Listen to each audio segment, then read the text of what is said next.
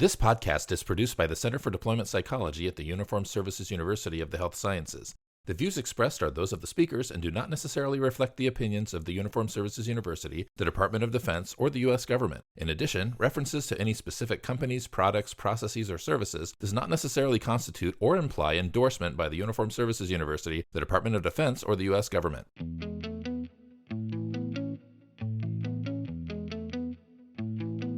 Welcome to CDP's podcast, Practical for Your Practice, where we give you actionable intel to support what you do, one colleague to another.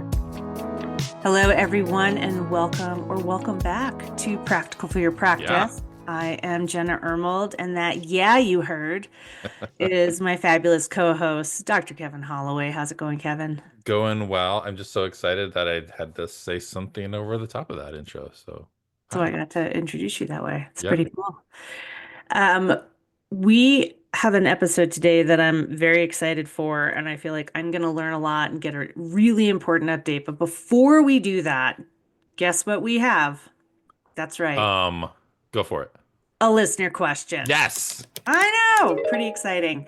Keep them coming. Keep them coming. Keep them coming in that speak pipe. Leave us a message. But this question is coming in from Kirsten from Pasadena. Mm-hmm. And her question is, are there any misconceptions about evidence-based psychotherapy that you'd like to clear up for your listeners?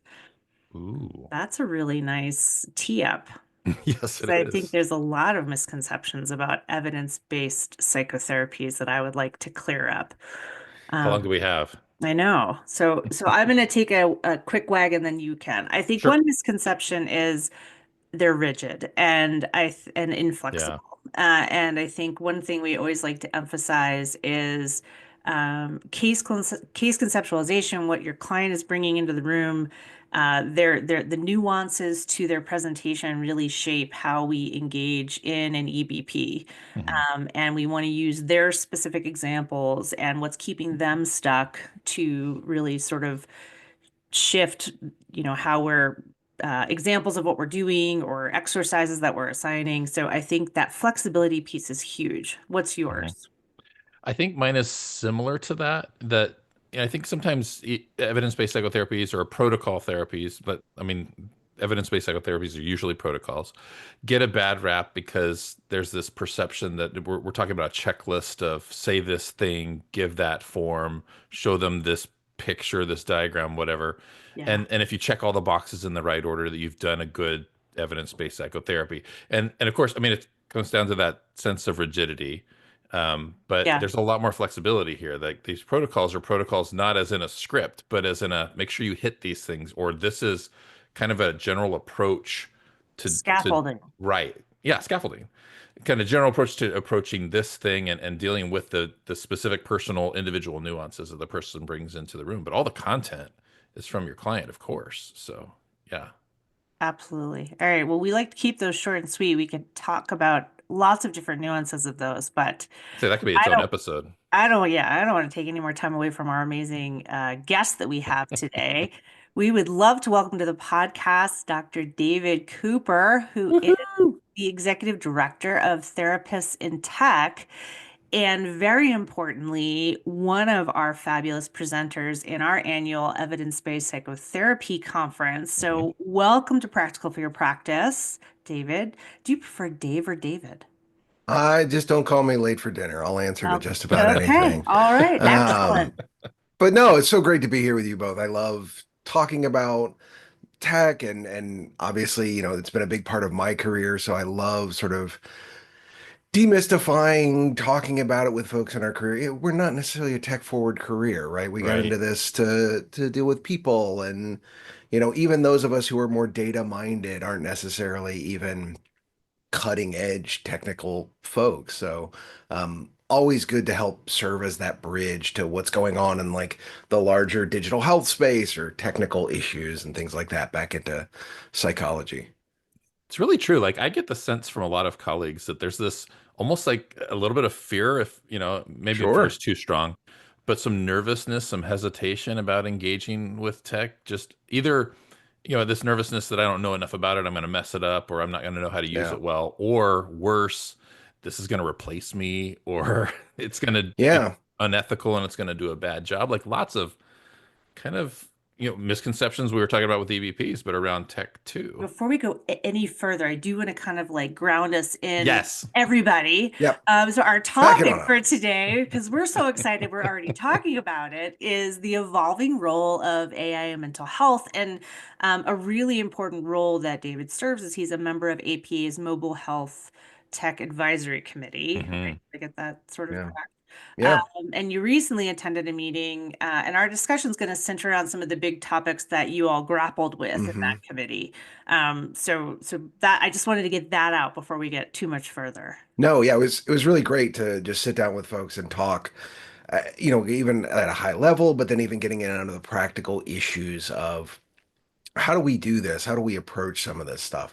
And that's what I love talking about, want to talk about with you guys today, want to talk about at the upcoming, conference, all about how to kind of adjust to these new normal things Hmm. of incorporating technology into practice. And maybe not even just adjust, but how do we best thrive with it? Because I think going Yeah. to Kevin's fear-based comment, I think Kevin and I have had the opportunity to go to a couple interesting conferences, a little more around this, but even when we think about our approach to this, we can come at it with like, oh God, this AI is here and I don't want any part Hmm. of that. But it is here and it's already Hmm. here and it is going to move forward. Hmm.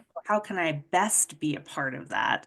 How can it Right. best serve what I'm doing? How can it best serve, Right. more importantly, my clients, right? Like that's the Yeah. whole bottom line, huge part of it. So, um, Do we want to set the stage here a little? yeah, that's what I was thinking, the definition. Yeah. Yeah. You Well, want and because, I think like because there's that fear and hesitation or resistance from some folks, not others. I mean, we certainly have colleagues that are also Hmm. very, forward facing and jumping in with both feet kind of a thing. But let's kind of Hmm. just set the foundation here. Like when we're talking about artificial intelligence, what are we talking about? Because I think sometimes No. people, their first thought is ChatGPT, but their second thought is Skynet and ChatGPT is going to become Yeah. Skynet and ruin Sure. the world. Like, what are we really talking about here? Yeah. I'll give you the quick overview. This is your quick lesson in sort of AI for you and your listeners. So AI itself covers a number of different topics, right? Like you said, Kevin, the one that we're most familiar with is GPT and the generative AI, creating something new. There's also, deep learning, machine learning, robotics. Like if you see the Hmm. cool robots from Boston Dynamics, like that's AI. And really, at a high level, kind of what we're talking about is taking data, turning it into numbers, and then using sort of neural nets and sort of basically a lot of vector and matrix math that I honestly tried to avoid touching by becoming a psychologist, I was but gonna say. using that to do things. You can think of generative AI as like in ChatGPT as like fancy autocomplete, Hmm. or image recognition is another one. And pattern matching. Is this a hot dog? Is this not a hot dog? How do Right, I right. kind of use, again, take all this data, turn it into numbers, and use it in a way that works with models to match patterns, to like do different things. And that's really all of AI at a very high level. If you want to jump down to maybe the next level when we're talking about something like ChatGPT, why is it like fancy autocomplete? What is it really doing under the hood? Well, the GPT, let's break that down. Generative, let's make something new. Pre-trained, I'm going to use a big body of data to help build whatever model I'm working on. Yeah. Transformer, something that combines like a specific kind of thing of like a neural network with an attention model. And what that means is there's like these two steps of, well, let's take it all the way back.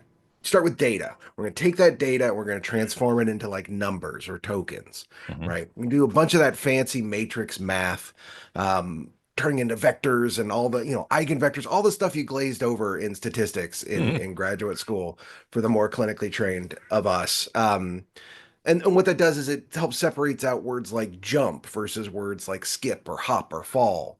Right, that's what we're started doing at that level. And then the next level down is an attentional Bayesian kind of reasoning layer, which is using a more semantic analysis. Do I mean jump the physical activity, or do I mean jump like, oh, I jumped, a shock. You Hmm. rinse and Hmm. repeat that a few times, and that's how we get the output of ChatGPT. That's how it sort of predicts what goes in that next word. I think that's a really big point, right? And we heard Jenna and I heard this a lot in the conferences she was referring to, is that with a lot of this generative AI, it's another way to think of it is it's just kind of like what's the next probable word that Yeah, goes here after this string yeah, of words.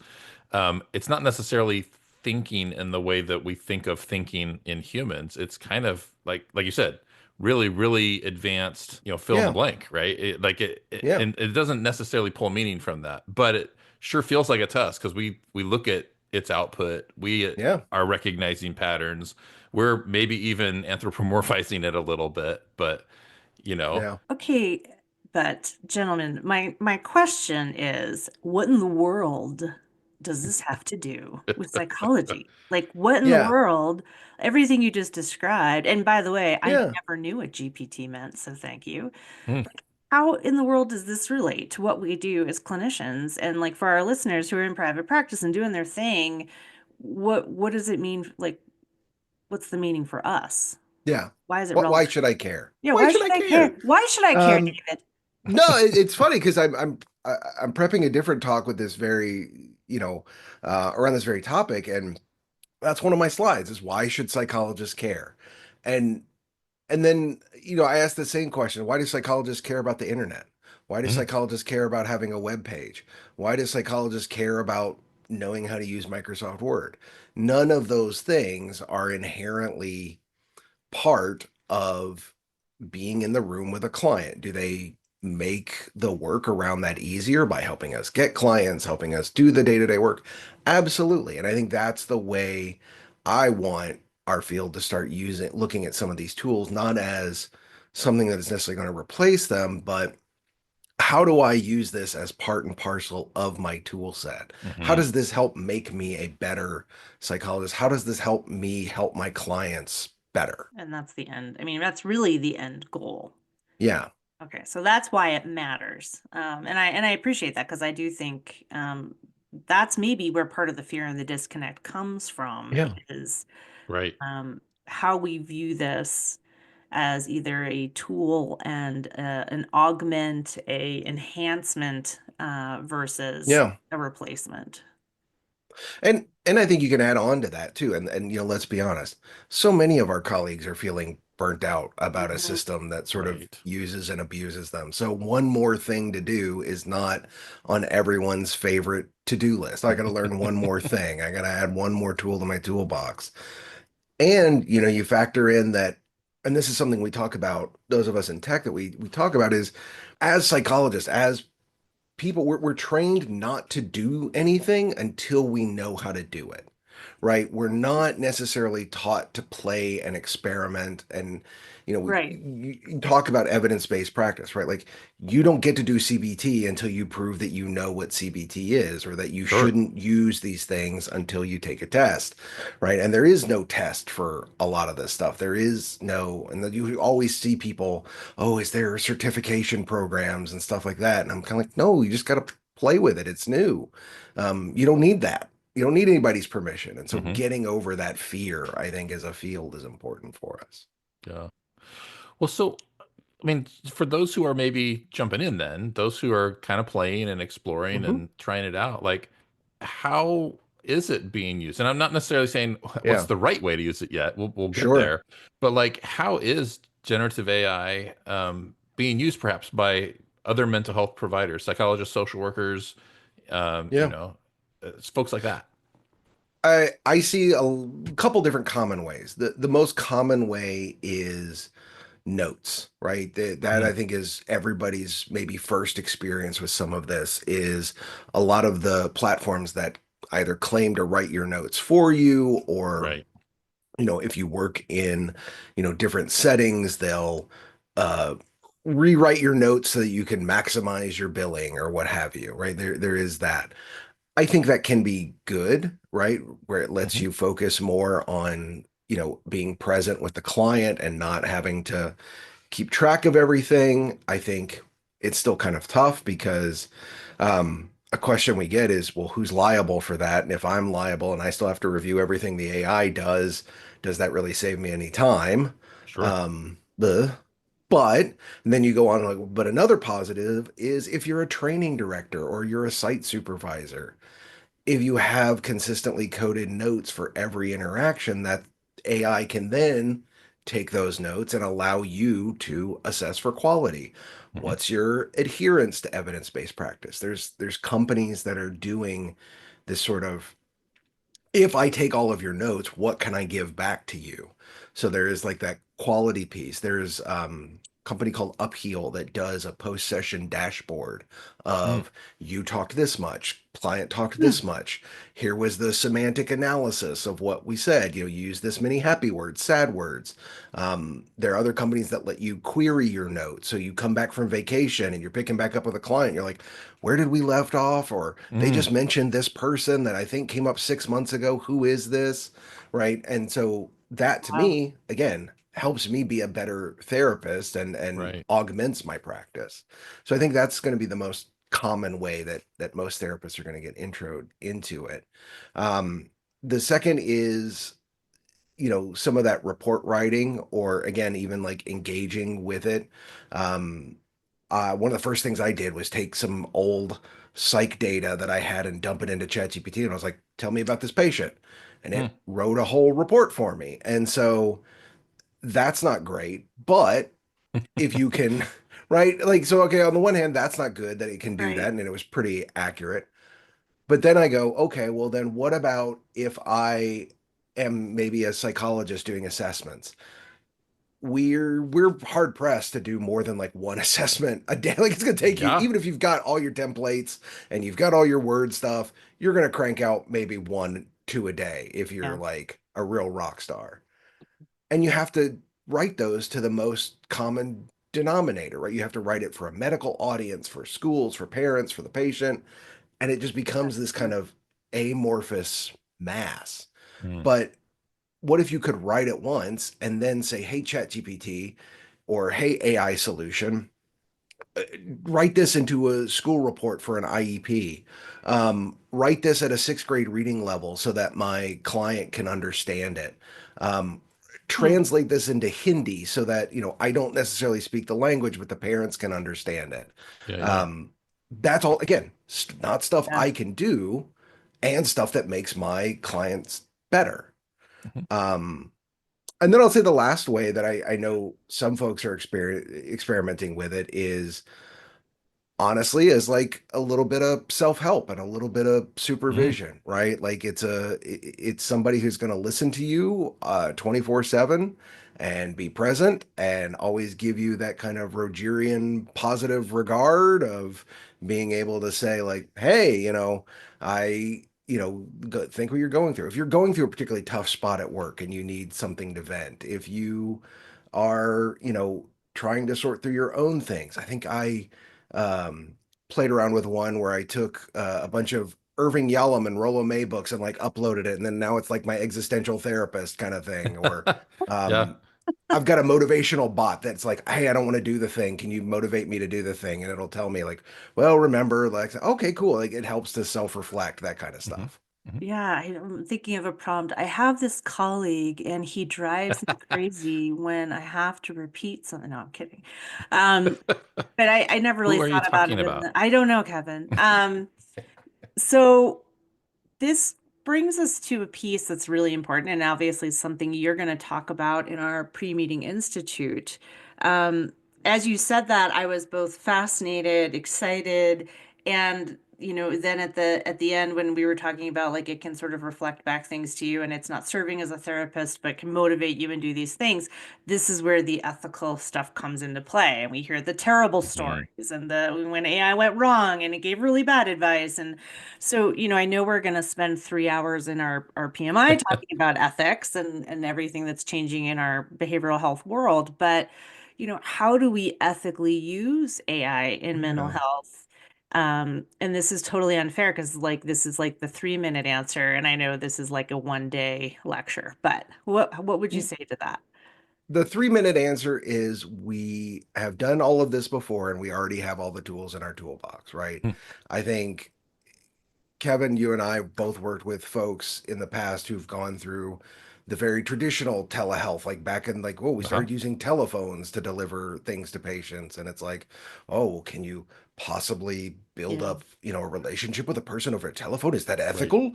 Oh my goodness. You're right. Like the Alexander Graham Bell level of pan, and we think about that as like cute and quaint, and nobody questions that today, but they had the We same did. discussions Yeah. that we have. And I think a lot of what we already have in the ethics code for our various, professional bodies can help drive a lot of this. There was a great article we'll talk about more during the conference by Tiffany Cheneville that basically kind of like crosswalks the ethical code with, Mm. hey, these are these principles, these are the questions you need to think about when it comes to AI, right? It's um, beneficence and non-maleficence, right? Like, so then how do we ensure that Gen AI doesn't harm consumers and benefits psychology and society as a whole? Um, how do we address the misuse of our own clinical work and teaching? Like, kind of like I was talking about that report Right. writing. Like, Yeah. Right. how do we address that? How do we kind of come together? So, like, it's about taking all of the guiding ethical principles and standards and just kind of taking a step back and going, hey, how do I actually apply them in this situation like we do in so many other Mhm. situations? We've been here before and we'll be here again. And I think that is very reassuring. Um, and I appreciate that stance. Absolutely. And given that, I guess one of my questions is, or like, what are some of the pitfalls? Like, what are some of those Yeah. areas that, because as Jenna was talking about, she had her reactions as you were describing that. I had some of mine too, like, about with writing reports, for example. Yeah. My question immediately was, well, gosh, how secure is this private health information that I may be Yeah. dumping into Chat GPT or something similar Of to it, course. to generate some reports? Like, where's that data Hmm. going? How is that, or is not being protected? Like, how do we, you know, we do absolutely, like you said, we have ethical requirements with handling this data and other kinds of things. And what are the pitfalls we need to be careful about? And I think by knowing the pitfalls, that also maybe gives us a little bit of reassurance that not all of it is pitfalls, right? Absolutely. And it is not something, again, like the way I think I talk about it, it's not something to use without a net, right? Hmm. You Hmm. you need to have some kind of net, whether that is you looking at the output or you kind of thinking about those exact questions, Kevin. Like when I experiment with it, I make sure that anything I put into it is de-identified and that Hmm. names are taken out, right? Or I'm just using a particular section and saying, I can't quite get this wording right. Can you help me word this better? Yeah. Mm. Um, those kind of things I think are fine. But yeah, like talking about those sort of like green, red, yellow, red kind of use cases where, and this is something we talked about at the AI summit, especially when it comes to like research. And so when we think about, say, like research, where do we draw the line? Yeah. TLDR, I don't think I have a good answer, but it is a good thought experiment to go through where on one hand, you've got, I use ChatGPT to help write my R code because I don't quite like, I'm trying to get it to do this thing or I'm trying to get this graph to look a certain way. And so I just have it kind of, I don't, I think 99% of people would be like, that's fine, right? Hmm. Andy Field would be like, that's fine to use your R code for that. But on the other extreme, we have, oh, it writes the entire journal article for me. Right. Well, that's obviously bad, right? Like, so, okay, Right. great. We've got sort of our extremes. How do we play in the middle? And where is that line for all of us? Is I think a conversation more departments and folks need to have with themselves. I just want to, I know we want to move on in a minute to kind of Yeah. pivot a bit, but could you say a little bit just for the folks that are going, well, gosh, why is that bad? Why is ChatGPT or something like it writing my journal article for me bad? Isn't it making up new stuff? I'm not taking other people's Yeah. words. I mean, in some areas of science, I think that you can argue that it is a good thing, right? Like, I would say like protein science is really interesting and how they're using AI to come up with new molecules that have never existed or that would take you and I lifetimes to be able to sort through the data and Yeah. come up with stuff. Um, I think for us, it really comes down to, and I think this is part of the larger question of how we use AI as a society, whether it's in work, in our personal lives, in dating. Like, where do we draw the line between what is the self I want to present to the world, what is my authentic self, and what is something else, right? Hmm. It's the Hmm. difference between, here's a generic Hallmark card and here is something I took the time to like write out, right? One means a lot more. One helps people understand and builds up that connection a lot more.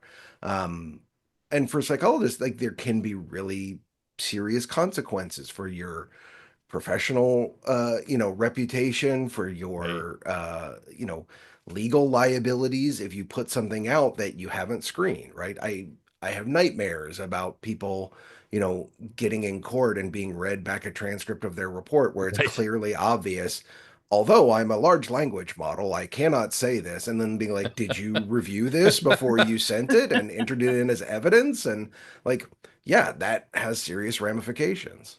Well, and even when we think about where is this coming from, like we said, like it's a nice predict the next word or fill in the blank thing, but what where's that coming from? It's coming from all the stuff that trained it, Yeah. right? Which is oftentimes written by somebody else. And so it Yeah. may be generating content for you that is, I mean, more Somebody or else's less content. plagiarized from somebody else's Yeah. work.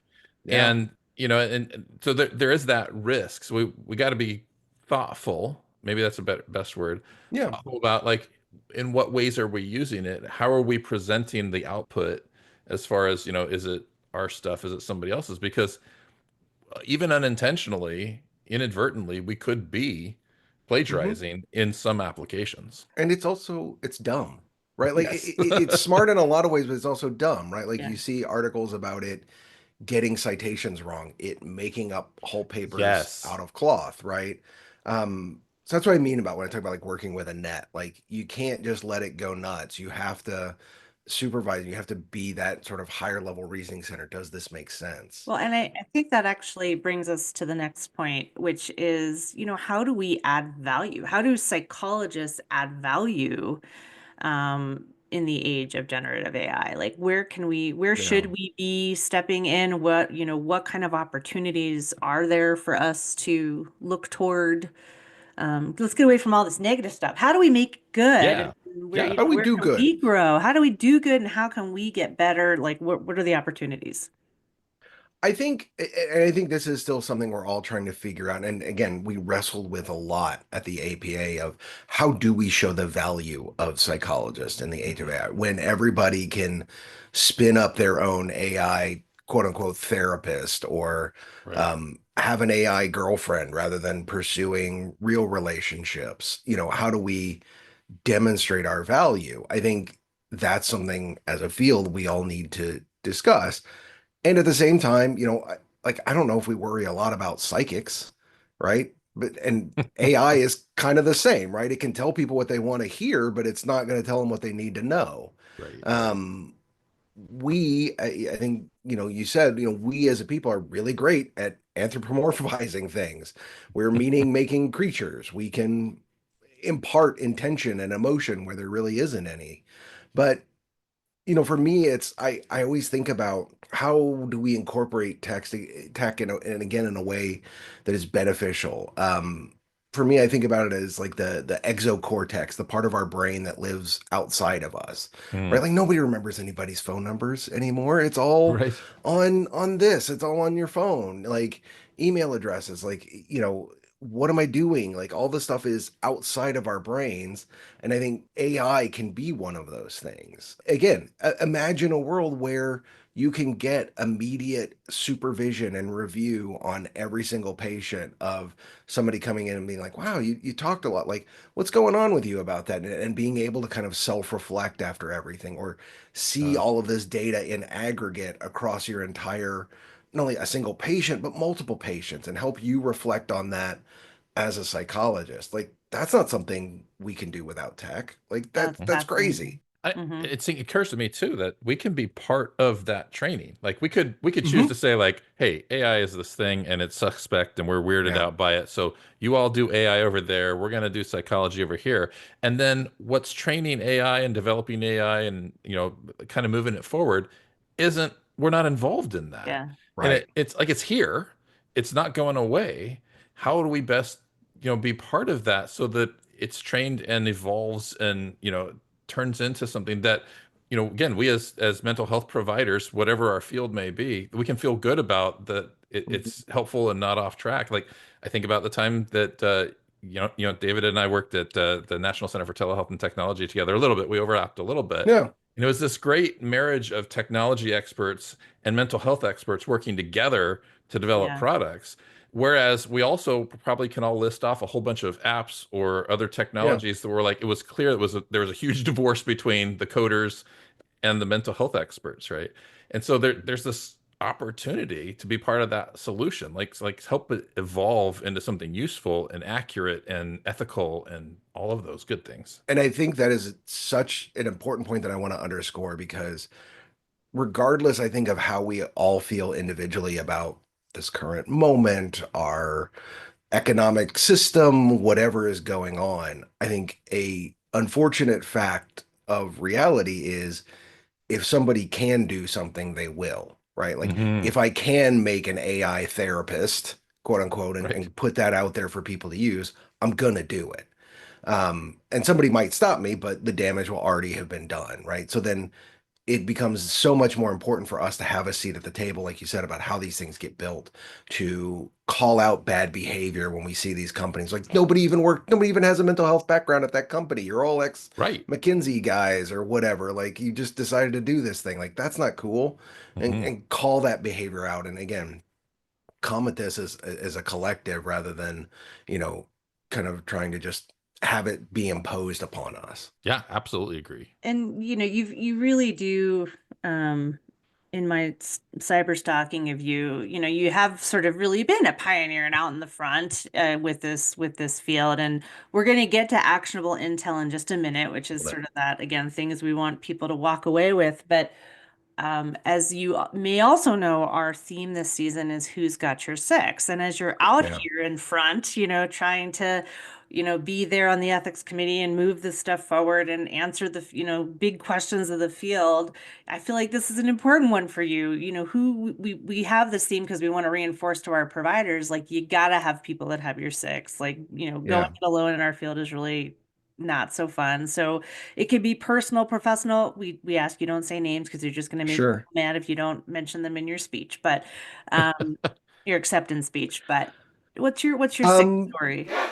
No, I always view kind of where I am as, that quote of standing on the shoulders of giants, right? Like I can Mhm. see further because somebody lifted me up. Somebody, whether it's my many supervisors, the peers I have in like groups like Therapists in Tech or the APA, where I can come together, I can build these relationships with folks who have done amazing things. I can learn from them, and then I can take and either help somebody else learn that. I think one of the impetus for us was for starting Therapists in Tech was a lot of us working in digital health.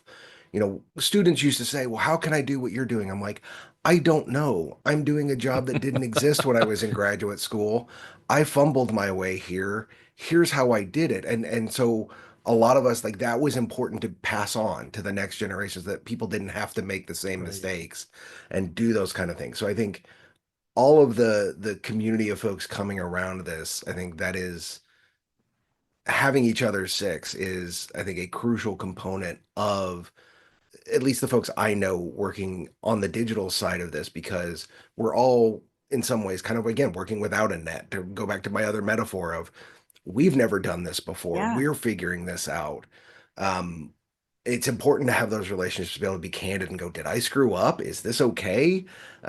Should we do it this way? And then hearing, no, actually that was bad, and go, oh no, how do I fix it? Right. Like, and having that kind of community and relationship, I think is super important. It So sounds like true. you've created those community. I mean, you've really created those communities, those opportunities to connect and Yeah. not go this alone. So that's great. Yeah. This has been exciting, and I'm looking forward to the EBP conference where you'll present. Oh, I'm looking absolutely. forward to ongoing relationship and connection and conversation too. It's been so great having you here. Thank you for coming. Yeah. Incoming actionable intel. Really, how we end every episode. Like what kind of, few things, two, three things can our listeners take away You from bet. this episode today and apply in their lives right now that they can use? Like what actionable intel items do you have for us? I think it is most tech, and again, I know there are people who are very technologically phobic, anti-technology. I understand that. Because most tech is, well, I just got to play with it. I got to like find Right. some time to see what this can do. So let me give you and your audience maybe a couple actionable things that I think trying with something like ChatGPT so that you can see, okay, this is what it does for this. Can like this is a low level risk that's actually useful. So like let's say, somebody your boss emails you and says, "Hey, I'm going to need you to start sending me an email summary of the 5 things that you did last week," right? Hypothetically. Hypothetically, that's a thing that you or your audience might have to deal with. You can actually just open up ChatGPT, talk to it like I'm talking with you, tell it what you did last week, and then say, "Hey, can you turn that into 5 bullet points that make me look really good?" Copy paste Yeah. it in your email, right? Automate the boring stuff. Like that's what I'm trying to push a lot of AI to do is how do we help eliminate all the stuff that isn't therapy? Like rather than focus Yep. on let's replace the Yep. therapist, let's eliminate all the stuff that's not therapy that we all hate to do, Yeah. right? Um, CE questions, right? Like if you got to do CE questions, right? You can upload your presentation and go give me some suggestions. Yeah. Um, need to generate a form letter, right? A insurance claim, denial or challenge or whatever. Great, it's perfect for that. It'll save you hours of trying to come up with that stuff on your own. Try it with an IEP or something like something you don't normally write that you have to. Oh, let me try explaining this to the patient, like rather than using like, well, Broca's area is affected and there's this, and you got a full scale score on the waist and blah blah blah.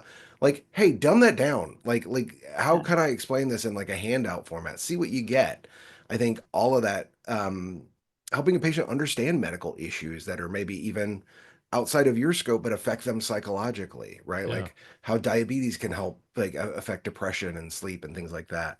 Um, all of those things are super useful, like low risk kind of ways to get your toes into the water of AI. Maybe it's reassuring to know too that if the output isn't something that you feel good about, you don't have to use it. Exactly. Right.